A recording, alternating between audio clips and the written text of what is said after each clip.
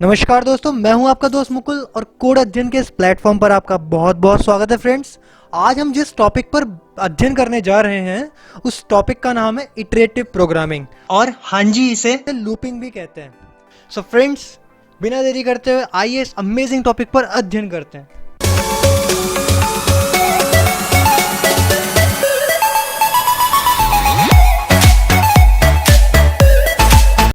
So friends, last video में जैसे हमने सीखा था स्विच केस के बारे में, स्विच केस क्या होता है, कैसे उसे यूज़ करते हैं।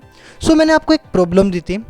वीडियो के एंड में मैंने आपको एक क्वेश्चन दिया था कि ये इंटरव्यू क्वेश्चन है, इंटरव्यू बेस्ड क्वेश्चन है और आप इसे ट्राई कीजिए। सो फ्रेंड्स, मुझे बहुत से अच्छे कमेंट्स भी मिले हैं और मुझे रिप्लाइज़ भी मिले हैं फ्रेंड्स के। सो मुझे बहुत बहुत खुशी हुई इस बात को देख कर कि आप लोग हमारे साथ इंटरेक्ट कर रहे हैं। फ्रेंड्स, अब उसका टाइम आ चुका है कि मैं आपको राइट आंसर बताऊं। तो आइए चलते हैं उस आंसर की तरफ। सो फ्रेंड्स, क्वेश्चन हमारा ये था कि हमारा एक वेरिएबल है a जिसकी वैल्यू थी 2 जो असाइन की गई थी और ये स्विच केस के अंदर पास हो रहा है। सो हमें बताना था कि इनमें से कौन सा ऑप्शन है जिसकी वैल्यू प्रिंटिंग होने वाली है। So friends, right answer is 4। अगर आपका भी यही आंसर है तो वेल डन, मुझे बहुत खुशी है कि आप लोगों को समझ में आ रहा है। और फ्रेंड्स, अगर आंसर आपका ये नहीं था तो निराश मत होइएगा, मैं आपको समझाता हूँ कि आंसर क्यों है। सो फ्रेंड्स, जैसे कि हमने लास्ट वीडियो में मैंने आपसे कहा था कि हमारा स्विच केस के अंदर जो केसेस होते हैं, अगर हमारी वो वेरिएबल की वैल्यू जो की उसके अंदर पास हो रही है उस वैल्यू से मैच करने वाले केसेस अवेलेबल होते हैं तो फ्रेंड्स केस ही चलेगा, डिफ़ॉल्ट वर्क नहीं करेगा। और कमाल की बात यह है कि डिफ़ॉल्ट इसमें ऊपर रखा हुआ है, तो डिफ़ॉल्ट तो प्रिंट होने का कोई वैल्यू ही नहीं होता, कोई चांस ही नहीं है डिफ़ॉल्ट की वैल्यू प्रिंट होने का। सो फ्रेंड्स, ये हमारा केस मैच करेगा केस 2 के साथ।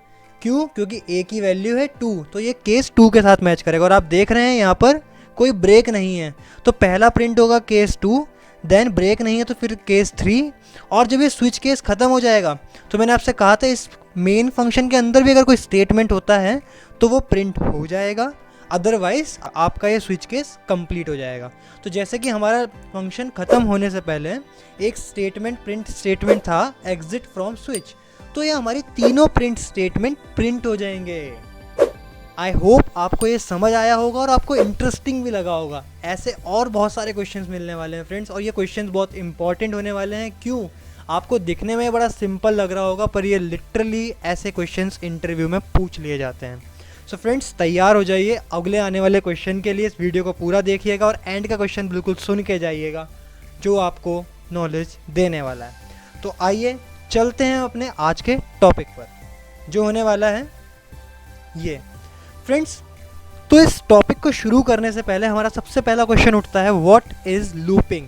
यस, आप लोग लूपिंग पढ़ रहे हैं तो पता होना चाहिए कि लूपिंग आखिर होता क्या है। तो फ्रेंड्स, मैं आपको बताता हूँ। देखिए फ्रेंड्स, अगर हम लूप देखें तो loop executes a sequence of statement many times until the stated condition become false.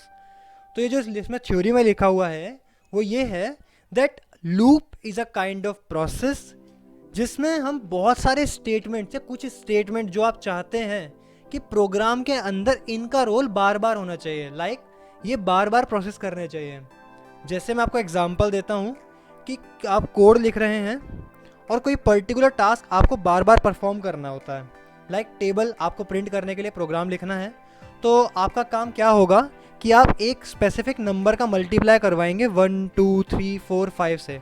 तो आपको क्या करना होगा, सेम नंबर सेम कोड आपको बार बार लिखना होगा कि फर्स्टली आप क्या करेंगे, a मल्टीप्लाई बाय 1, फिर a मल्टीप्लाई बाय 2, और a क्या होगा, वो नंबर जो यूज़र देगा। तो फ्रेंड्स, आप बार बार मल्टीप्लिकेशन करवा रहे हैं और ये मल्टीप्लिकेशन का प्रोसेस आपके लिए रिपीटिंग प्रोसेस है। तो रिपीटिंग प्रोसेस को हम लूप के अंदर इंसर्ट कर देते हैं और ये लूप तब तक चलता है जब तक हमारी स्पेसिफिक कंडीशन जो हमने दी है कि इस कंडीशन तक चले तब तक वो चलता है, अदरवाइज फॉल्स होते ही रुक जाता है। तो फ्रेंड्स, एक लूप के अंदर दो पार्ट होते हैं। पहला होता है इस लूप की बॉडी और दूसरा होता है इस लूप के अंदर इंसर्ट करी गई कंडीशन।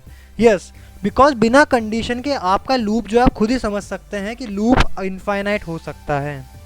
इनफाइनाइट होने का मीनिंग यहाँ पर ये है कि आपने कोई स्पेशल ब्रेकेज नहीं दिया, कोई ब्रेक नहीं लगाया है, और वो उस टास्क को परफॉर्म करता जाएगा करता जाएगा करता जाएगा एंड सो ऑन। लाइक जैसे मैं आपको एग्जांपल देता हूँ, आपने गिफ्ट्स देखे होंगे, आजकल हम गिफ्ट बहुत यूज़ करते हैं व्हाट्सएप पर, किसी भी सोशल मीडिया ऐप में। तो गिफ्ट क्या करते हैं, एक एक्शन को बार बार परफॉर्म करते हैं। हंसने वाला है तो वो हंसता रहेगा, और पिटाई करने वाला है किसी की तो वो पिटाई करता रहेगा। सो कहने का मतलब मेरा ये था कि repeating task same as Instagram वाले यूज़र जो होंगे वो बूमरैंग को बहुत अच्छे से जानते होंगे। तो ये बूमरैंग क्या है, boomerang is also a kind of looping process. So friends, ये जो कंडीशन होती है ये डायरेक्शन प्रोवाइड करती है एग्जीक्यूशन को, लूप की एग्जीक्यूशन को डायरेक्शन देती है कि आखिर उसे किस तरफ मूव करना है। लाइक आप प्लस प्लस माइनस माइनस, अब जो आपने इंक्रीमेंट डिक्रीमेंट ऑपरेटर्स पढ़े थे उनका हम यहाँ बहुत अच्छे से यूज़ करने वाले हैं, और इतने अच्छे से यूज़ करने वाले हैं कि वो उसे डायरेक्शन प्रोवाइड करेंगे आपके लूप की प्रोसेसिंग को। इसकी कोडिंग इतनी इंटरेस्टिंग होने वाली है, मेरे को उम्मीद है आपको मज़ा आने वाला है। सो फ्रेंड्स, एक लूप का पर्पज़ ही यही होता है to repeat the same code a number of times. Means एक स्पेसिफिक टाइम तक या इनफाइनाइट टाइम्स तक आपके कोड को या सेम टास्क को रिपीट करना। कुछ लूप्स इनफाइनाइट होते हैं तो कुछ लूप्स फाइनाइट होते हैं, वो हमारी नीड के अकॉर्डिंग होता है हम उसे कैसे रन करना चाहते हैं। बिकॉज आप यूज़र हैं और आप कोई लूप यूज़ कर रहे हैं तो सिंपल है कि आप उसे कहीं ना कहीं ज़रूर रोकेंगे, चाहे वो इनफाइनाइट लूप क्यों ना हो। कैसे, आगे सीखेंगे। सो फ्रेंड्स, आगे हम जानते हैं इसके टाइप्स के बारे में कि आखिर लूप्स के टाइप कितने होते हैं। तो बेसिकली जो लूप्स होते हैं वो 2 टाइप्स के होते हैं। पहला होता है एंट्री कंट्रोल और दूसरा होता है exit control. Yes, entry control वो लूप होते हैं जिनकी कंट्रोलिंग एंट्री के टाइम पर होती है। कैसे, मैं बताऊंगा आपको, आगे सब चीज़ समझाऊंगा। तो जिन लूप्स में आपका कंट्रोल एंट्रेंस के टाइम पर होता है, जहां आपकी कंडीशन से स्टार्टिंग होती है लूप की, वो होते हैं एंट्री कंट्रोल, जिसमें 2 एग्जांपल आते हैं आपके। पहला है फॉर और दूसरा है वाइल लूप।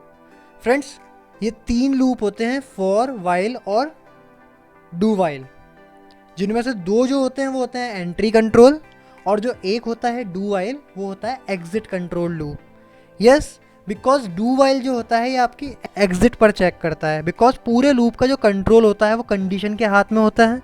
तो आप समझ ही सकते हैं, एंट्री कंट्रोल मतलब एंट्री के टाइम पर कंडीशन चेक करवाना, और एग्जिट कंट्रोल मतलब एग्जिट के टाइम पर कंडीशन चेक करवाना। So this is how we use loop in our programs. आगे एक एक का एग्जाम्पल देखेंगे, एक एक अपने आप में स्पेशलाइज है। काम सारे एक जैसे कर सकते हैं बट इनकी अपनी स्पेशलिटी भी होती है। फ्रेंड्स, एक लूप काम कैसे करता है, वर्क कैसे करता है, आइए अब वो देखते हैं। Working process of looping. So let it assume मेरा लूप स्टार्ट होता है और मेरी कंडीशन चेक होती है। अब जब मेरी कंडीशन चेक होती है तो फ्रेंड्स 2 ही पॉसिबिलिटी होती है। आप अभी तक कंडीशनल प्रोग्रामिंग भी पढ़ के आए हैं तो वहाँ 2 ही पॉसिबिलिटी होती है, या तो ट्रू होगा या फॉल्स होगा।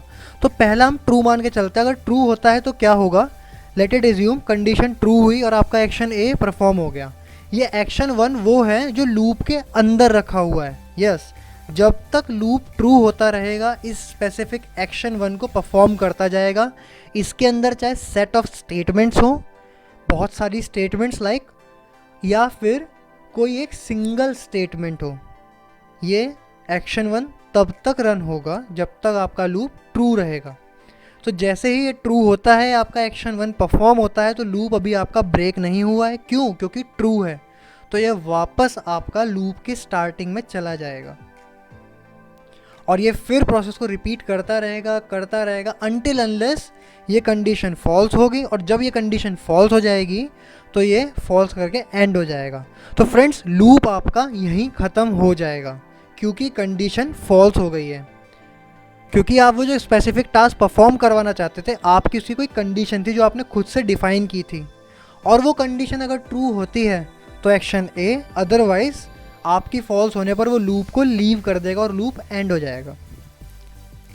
सो फ्रेंड्स, मुझे उम्मीद है कि आपको ये कंसेप्ट हमारे बेसिक ऑफ लूपिंग समझ आए होंगे।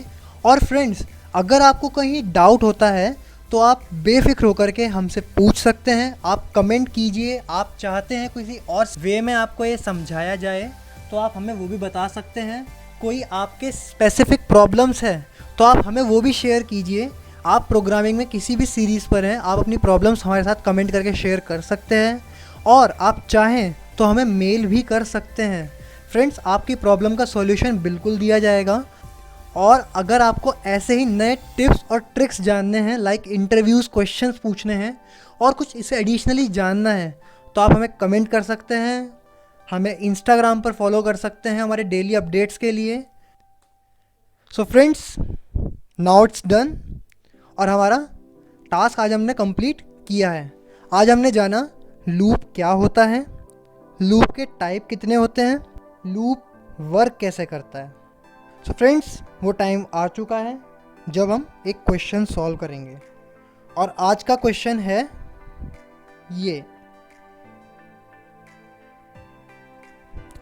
How will you print hello world without semicolon? So I repeat, how will you print hello world without semicolon? Friends, लगाइए दिमाग, सोचिए इस क्वेश्चन में आप क्या सॉल्यूशन दे सकते हैं।